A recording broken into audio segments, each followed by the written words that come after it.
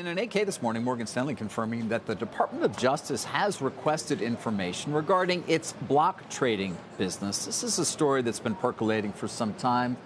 Credit to both the Journal and Bloomberg, who've written about it, let's call it in the last week or 2 weeks, Jim. But it's come up a lot in conversations I've had with hedge fund managers, with others who participate in the purchase of and/or stock that is being sold in a block via a secondary sale by a Morgan Stanley or even a primary sale from the company as well, and Goldman Sachs and others. And it's funny how many people wanted to engage on this story and say, yes, have you seen this? Did you know, that Posti, the guy who ran this, has been put on a leave of absence since November? I've been told subpoenas have gone out, quite a few of them.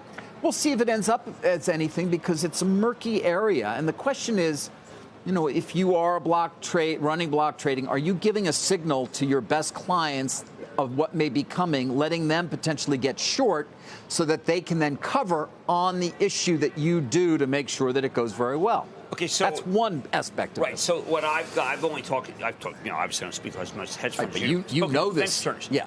And Vince Stern said it is a highly unusual case given that that's what you're supposed to do.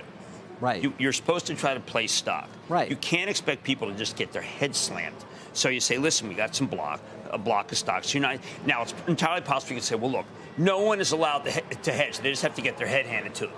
But typically, that's called placing. I know. That's called sort of sounding out the market and making sure that you actually can do the best job for the client. Right. And it's been since time immemorial. I don't understand what the Justice Department is trying to accomplish here, given the fact that when you're a client or you're on syndicate desk, your job is to sell the stock, but nobody's just going to buy it.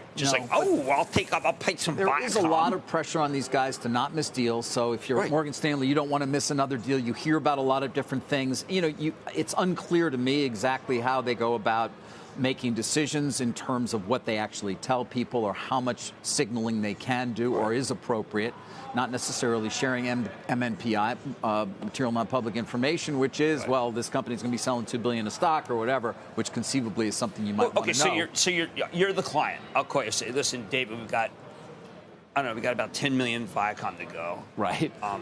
I'd like to see you buy some. Now, are you supposed to say, you know what, I'm willing to lose $5 million for you because I love Morgan Stanley? That's not how it works. So you try to position yourself. You do. And then the idea that they're not talking to each other, again, like what you want to do is you don't want a guy saying, I'm going to blast out of this, I'm going to hit this guy, I'm going to hit Goldman with this guy, because you don't want coordination among the sell side or the sell side blasting all the bags.